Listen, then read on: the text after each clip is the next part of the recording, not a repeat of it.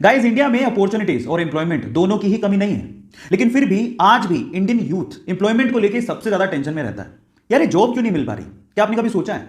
जो companies India में Indian youth को रिक्रूट करती हैं, उसका इसके बारे में क्या ख्याल है पता है? वो ये कहती है कि इंडिया में यूथ की कमी नहीं है, लेकिन स्किलफुल, स्मार्ट, एम्प्लॉयबल यूथ की बहुत कमी है। और जो यूथ स्किलफुल है और स्मार्ट है, उसके लिए जॉब की कोई कमी नहीं है।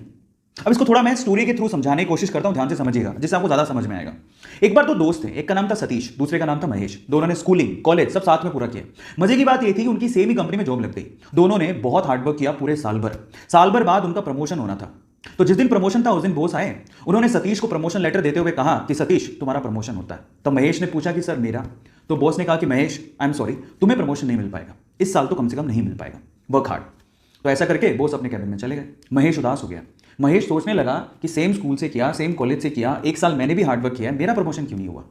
अब दिमाग में उस टाइम क्या बातें आती है पता है? भाई, यहां तो बटरिंग से प्रमोशन होता है। जरूर सतीश ने बटरिंग की होगी बॉस की, और उसको गुस्सा आ गया। उसने सोचा मैं कल से नहीं आऊंगा। वो बॉस के कैबिन में गया और बॉस को बोलता है कि बॉस, अब मैं कल से तो नहीं आऊंगा, आई एम सो सॉरी। तो बॉस ने कहा कि क्यों नहीं आओगे? तो वो कहता है कि बॉस, मैंने बहुत हार्डवर्क किया पूरे साल भर, लेकिन मेरा प्रमोशन नहीं हुआ। अब मुझे ऐसा फील होता है कि इस कंपनी में सिर्फ बटरिंग करने वालों का ही प्रमोशन होता है। मतलब वो डायरेक्टली सतीश पे ब्लेम लगा रहा था कि सतीश ने बटरिंग की है, लेकिन बॉस तो ये जानता था कि सतीश ने बटरिंग नहीं की है। सतीश ने वाकई में हार्डवर्क किया है, वो स्मार्ट है, महेश से स्मार्ट है। अब इस चीज को प्रूव कैसे करें?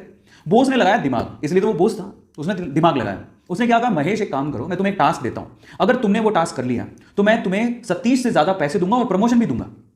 महेश ने कहा ठीक है।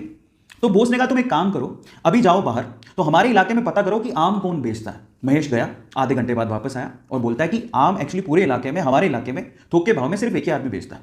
तो फिर बॉस ने कहा महेश एक और काम करो, अब जाके पता करके आओ कि वो कितने कितने रुपए किलो में आम बेचता है। वो गया, वापस आया, वापस आके बोलता है कि वो 50 रुपए किलो में आम बेचता है।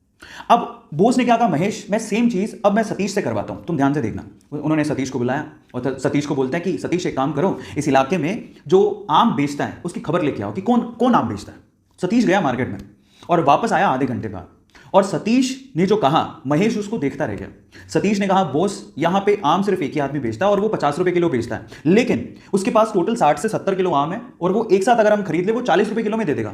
और अगर हमने 40 रुपए किलो में वो 60 से 70 किलो आम बेच दिए और हमने अगर 50 रुपए किलो में से सेल किया तो हमें बहुत प्रॉफिट होगा। और आगे आने वाले समय में हम लोग आम में भी अपना हाथ आजमा सकते हैं, आम के बिजनेस में भी। अब आप समझिए कि सतीश और महेश में क्या फर्क था।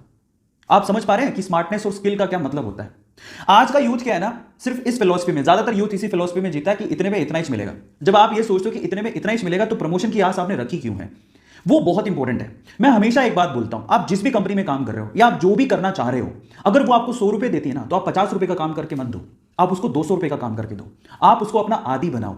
जब आप उसको अपना आदी बना लोगे तो आप जिंदगी में प्रमोशन के लिए या एम्प्लॉयमेंट के लिए टेंशन में कभी नहीं रहोगे। तो अब आपको समझ में आया होगा कि एक्चुअल में क्या मीनिंग है, क्यों लोग एम्प्लॉयमेंट को लेकर इतना टेंशन में रहते हैं।